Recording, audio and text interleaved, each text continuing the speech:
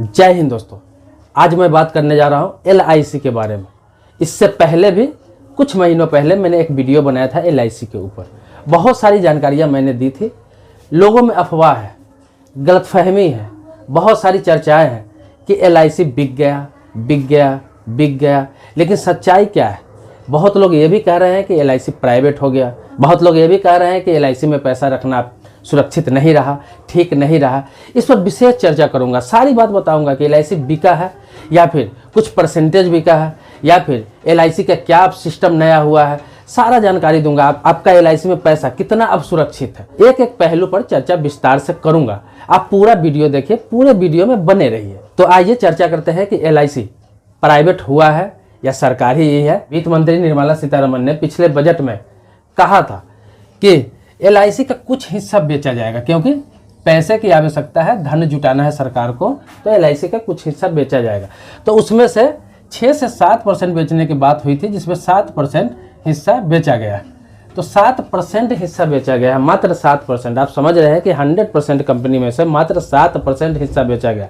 और 7% हिस्सा बेच देने से कोई कंपनी प्राइवेट नहीं हो जाती है या फिर 7% खरीदने वाला उसका मालिक नहीं बन जाता। पहली बात तो ये समझ जाइए कि सिर्फ 7% बेचा गया है, इस पर कोई असर नहीं पड़ा है। ये सरकार के हाथ में था, अभी भी सरकार के हाथ में है। पूर्ण रूप से ये प्राइवेट नहीं हुआ है, पूर्ण रूप से निजी नहीं हुआ है। आगे और आपको बता दूं कि IPO इसका जारी हो चुका है। LIC का IPO जारी हो चुका है। IPO आप जानते हैं कि इससे आपको फायदा क्या होगा पता है? IPO जारी होने से है कि इसका शेयर खरीद सकता है कोई भी व्यक्ति। कोई भी व्यक्ति इसका शेयर खरीद सकता है। जैसे आप देखते होंगे रिलायंस कंपनी है, टाटा कंपनी है, मारुति है, HDFC बैंक हो गया, ICICI बैंक हो गया, या फिर अब जो भी है, जो भी बैंकिंग सेक्टर में सबका IPO आता है। आप देखते ही होंगे IPO आता है और लोग खरीदते हैं, शेयर मार्केट में अपना पैसा लगाते हैं। या फिर यहाँ तक कि सरकार का जो रेलवे है, रेलवे डिपार्टमेंट, उसका भी IPO जारी होता है। तो IPO बड़ी बड़ी कंपनियों का भी होता है, सरकार की भी जो कंपनी है, जो संस्था है, उसका भी IPO होता है। तो उसमें लोग पैसे लगाते हैं, कहाँ पैसा लगा है, कहाँ नहीं लगा है, सब पता चलता रहता है। इसका IPO आने से फायदा क्या होगा पब्लिक को? इससे नुकसान नहीं है। लोग समझते हैं कि IPO आ गया तो नुकसान हो गया, प्राइवेट सेक्टर की कंपनी हो गई, लेकिन इससे नुकसान नहीं है, इससे फायदा है। फायदा क्या है? अब IPO इसका आया तो पब्लिक को तो ये पता चलेगा कि LIC का पैसा लग कहाँ रहा है। जिस LIC में मैं पैसे दे रहा हूँ वो पैसा कहाँ कहाँ लगा रहा है, किस किस कंपनी में लगा रहा है, किस किस सेक्टर में लगा रहा है। तो IPO जारी होने से ये तो पता चलेगा आपको कि कहाँ कहाँ पैसा लग रहा है। पहले ये था कि LIC का पैसा लगता था, ऐसा नहीं कि कहीं नहीं लगता था, बहुत सारी कंपनियों में लगता था, लेकिन आपको पता नहीं होता था कि LIC का पैसा जा कहाँ रहा है, कहाँ इन्वेस्ट करता है LIC हमसे लेकर पैसा। लेकिन अब क्लियर पता चलेगा, स्टॉक एक्सचेंज से पता चल जाएगा आपको। स्टॉक एक्सचेंज से पता चलेगा कि ये इसका स्थिति क्या है, कहाँ कहाँ पैसा लगाया है, नुकसान में चल रहा है या फायदे में चल रहा है। ये सब चीज़ अब पता चलेगा, पहले आपको पता नहीं चलता था। तो सरकार समझिए एक तरह से आपके फायदे के काम कर रही है। आप समझते हैं कि आपका नुकसान है, नुकसान नहीं है, आपका फायदे के काम हो रहा है। LIC में कभी भी पैसा असुरक्षित नहीं रहा है और ना रहेगा। मतलब उसमें हमेशा 100% सिक्योर, सुरक्षित ही है पैसा, और था भी और आगे भी रहेगा। अभी वर्तमान में सरकार ने सिर्फ 7% हिस्सा बेचा है, 7% हिस्सा इसकी बिक्री हुई है। तो आपके जानकारी के लिए बता दो कि आगे चलकर और योजना है, और परसेंटेज इसमें से बेचने की योजना है, और भी हिस्सेदारी इसमें से बेचा जाएगा। लेकिन 51% हिस्सा, 51% हिस्सा सरकार के पास ही रहेगा। तो आप जानते हैं किसी भी कंपनी का, कोई भी कंपनी हो, उसका जिसके पास 51% का शेयर होता है, 51% का जिसके पास शेयर होता है, उस कंपनी का मालिक वही होता है। ये चीज़ आपको जानकारी होना चाहिए। अगर है पहले से तो आप समझ लीजिए कि ऐसी कोई बात नहीं है जो अफवाह उड़ाया जा रहा है। इसमें सिर्फ राजनीति हो रही है, राजनीति हो रही है। विपक्षी दल राजनीति करते हैं और आम जनता को बताते हैं। आम जनता बिना समझे, बिना बुझे, बिना इस पर कोई जानकारी लिए और सीधे कहने लगती है कि बिक गया LIC, पैसा डूब रहा है, अब पैसा नहीं मिलेगा, पैसा का क्या होगा। ऐसी कोई भी बात नहीं है। इंश्योरेंस कंपनी है, IRDA के अंडर में है। अब सीधा सा समझ लीजिए कि LIC के अलावा 24 इंश्योरेंस कंपनी और भी काम कर रही है। 24 इंश्योरेंस कंपनी और भी काम कर रही है LIC के अलावा इंडिया में। तो वो जो 24 इंश्योरेंस कंपनी है, जैसे बजाज एलियांज है, बिरला सन लाइफ है, इसके अलावा रिलायंस का पॉलिसी है, बहुत सारी कंपनियां हैं, बहुत सारी। तो उसमें जो पैसा लोगों का लगा है, करोड़ों लोगों का उसमें भी पैसा लगा है, उसमें भी लोग इंश्योरेंस करा रखे हैं। तो क्या वो पैसा सुरक्षित नहीं है? क्या वो पैसा डूब जाएगा लोगों का? क्या वो इंश्योरेंस मान्य नहीं होता है, या फिर उससे इंश्योरेंस क्लेम लोगों को नहीं मिलता है? सब कुछ हो रहा है कि नहीं हो रहा है? तो फिर अगर LIC प्राइवेट हो भी जाता है, बाय द वे बता रहा हूँ, अगर हो भी जाता तो इससे आपको क्या फ़र्क पड़ता? वो तो IRDA के अंडर में है, वो इस पर नज़र रख रहा है, वो देख रहा है। भले ही कोई कंपनी प्राइवेट हो भी जाती है तो उसका अथॉरिटी सरकार के हाथ में ही होता है, सरकार ही उस पर नज़र रखता है और सरकार ही उसका जिम्मेवारी लेती है। अब बैंक के मामले में देख लीजिए, चाहे स्टेट बैंक है, बैंक ऑफ बड़ौदा है, ये सब सरकारी बैंक है, पंजाब नेशनल बैंक है, सरकारी बैंक है। लेकिन ICICI, HDFC, एक्सिस बैंक, ये तीनों प्राइवेट बैंक है।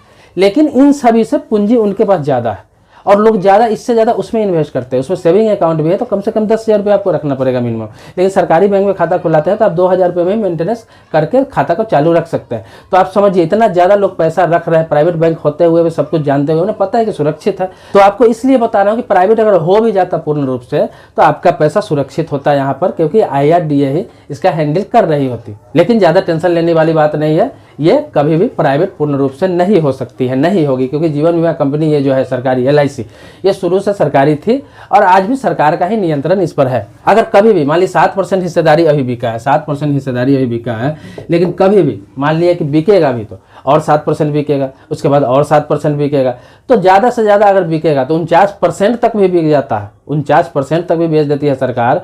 तो वो अपने हाथ में पूरा पावर रख के, पूरा शक्ति रख के, अपना मालिकाना हक रख के ही बेचेगी। उसे पता है कि 51% का जिसके पास शेयर होता है वही मालिक होता है, तो 51% अपने पास रख के ही बाकी जो बचेगा उसका शेयर बेचेगी वो। तो बस मैं ये आपको सिक्योर करना चाहता था कि LIC में पैसा सुरक्षित है और सुरक्षित आपका रहेगा। और रही बात IPO की, तो IPO तो अब नॉर्मल हो जाएगा, IPO आएगा, आप भी खरीद सकते हैं। आप जैसे LIC का पॉलिसी खरीदते हैं उसी प्रकार से ऑनलाइन आप IPO खरीद सकते हैं LIC का। तो ये आम जनता के लिए भी हो गया कि डायरेक्ट इन्वेस्ट भी आप कर सकते हैं, उसका शेयर भी खरीद सकते हैं, और अच्छी बात है, इसमें बुरा क्या है, और अच्छी बात है। एक मेरे सब्सक्राइबर ने यह सवाल किया था कि LIC में मैंने बीमा कराया है लेकिन 2 साल वो चला हुआ है, 2 साल चला है, लेकिन एजेंट बोल रहा है कि ये पैसा आपको मिलेगा नहीं, डूब जाएगा। तो आपकी जानकारी के लिए बता दूं कि वो गलत नहीं कह रहा है, एजेंट गलत नहीं कह रहा है आपको। IRDA का रूल है कि कोई भी इंश्योरेंस कंपनी में, किसी भी इंश्योरेंस कंपनी में आप 3 साल तक इंश्योरेंस आपका चला रहता है, 3 साल तक का प्रीमियम पे है, तभी वो पैसा आपको मिलेगा। चाहे जितना दिन का आपका पॉलिसी है उतना दिन के बाद मिलेगा, सारा इंटरेस्ट वगैरह जोड़ के जो रूल रेगुलेशन है उसके हिसाब से। या फिर बीच में अगर 3 साल के बाद लेना चाहते हैं तो उसका जो वैल्यू होता है उस वैल्यूशन के हिसाब से आपको पैसा रिटर्न मिल जाता है। ये नहीं कि 100% पैसा मिलेगा, जो वैल्यूशन होता है इंश्योरेंस का चार्जिंग और भी चार्जिंग होता है, सर्विस चार्जिंग वगैरह काट के आपको पैसा मिल जाएगा, लेकिन 3 साल के बाद ही मिलेगा। तो 3 साल रेगुलर चले हुए होना चाहिए। तो 3 साल का मतलब ये नहीं होता है कि 3 प्रीमियम, अगर साल का प्रीमियम है तो 3 प्रीमियम हुआ, अगर आपका हाफ ईयरली है तो 6 प्रीमियम हुआ, आपका क्वार्टरली है तो 12 प्रीमियम हुआ। मतलब 3 साल चला हुआ होना चाहिए, तो आप उसमें से पैसा रिफंड करवा सकते हैं, निकाल सकते हैं, जब चाहे आप उसमें से पैसा ले सकते हैं। तो ये IRDA का रूल शुरू से है, शुरू से हर इंश्योरेंस कंपनियों के लिए है। तो ये चीज़ आपको अगर एजेंट नहीं बताता है, बिना बताए आपको बीमा कर दिया है, आपने 2-3 किस्त जमा कर दिया है, उसके बाद जमा करने में सक्षम नहीं है, आप चाह रहे हैं जो मैंने जमा किया वो पैसा रिटर्न मिल जाए, तो ऐसा संभव नहीं है। ये पैसा कभी भी आपको नहीं मिलेगा, इस उम्मीद में नहीं रहे कि मिलेगा। हाँ, एजेंट ने आपको बताया नहीं, एजेंट आपको बरगला कर अगर बीमा कर दिया है तो आप एजेंट से दबाव कर सकते हैं, प्रेशर कर सकते हैं, उसे बता सकते हैं कि आपने झूठ बोल के मुझे इंश्योरेंस कराया है। वो आपका मसला है और एजेंट का मसला है, लेकिन इंश्योरेंस कंपनी आपको पैसा नहीं देने जा रही है। और मैं जो भी इंश्योरेंस कंपनी का एजेंट है, एडवाइजर है, तो उन लोगों से कहना चाहूँगा कि आप जब बीमा करने जाते हैं तो ये मत सोच के किसी का बीमा कर दे कि सिर्फ हम मुझे टारगेट पूरा करना है, कुछ भी बक के बीमा कर लेना है, अपना बीमा पूरा लेना है और अपना टारगेट पूरा कर लेना है और पैसा कमा लेना है। आप ये भी ध्यान में रखें कि अगले व्यक्ति का जिसका बीमा करने जा रहे हैं उसे टर्म कंडीशन पूरा आप समझाएं।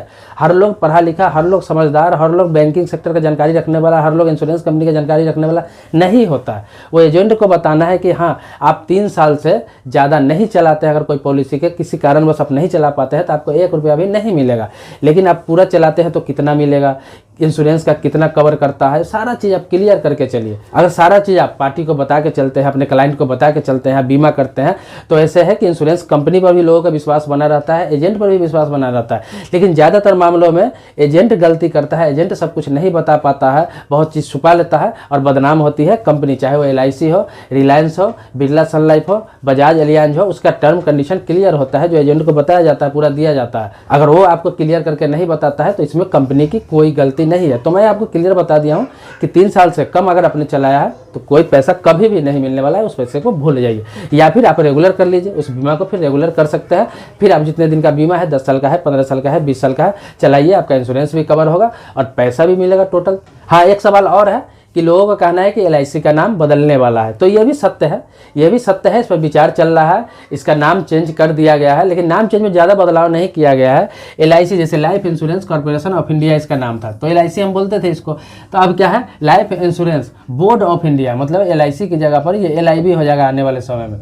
आने वाले समय में ये LIB हो जाएगा, life insurance board of India इसका नाम हो जाएगा, क्योंकि इसमें अब पहले अध्यक्ष होता था, प्रेसिडेंट होता था, लेकिन अब इसका CEO हो गया है, क्योंकि जब शेयर इसका बिकने लगा है, IPO जारी हो गया है, तब इसमें CEO हो गया है, CEO इसमें बना दिया गया है। तो ऐसा नहीं कि LIC का नाम आज से ही चेंज हो जाएगा, हर जगह लिखाने लगेगा, हर जगह चेंज हो जाएगा, ऐसा नहीं है।